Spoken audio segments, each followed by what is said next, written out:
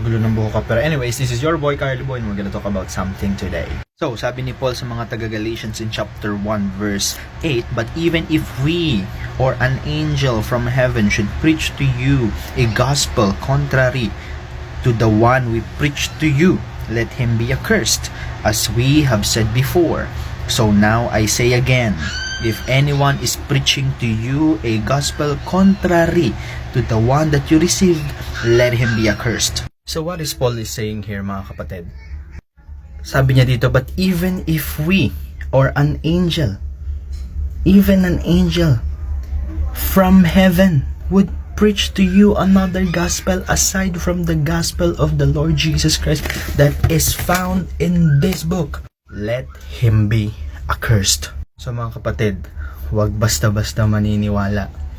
Always check if that person or that community or that pastor or that leader is teaching the gospel of Jesus Christ coming out from this Holy Bible.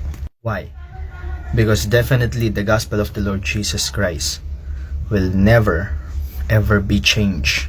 At ano yon?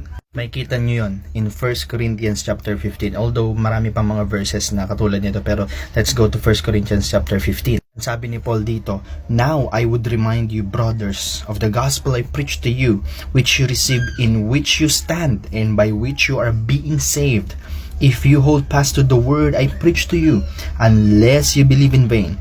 For I delivered to you as of first importance what I also received, that Christ died for our sins in accordance with the scripture, that he was buried, that he was raised on the third day in accordance with the scriptures." That is the true gospel of our Lord Jesus Christ. That is the good news that Jesus Christ died for our sins, that he was buried as a proof that he really died, and after the third day he rose again, and now seated at the right hand of the living God, being the supreme ruler of overall creation.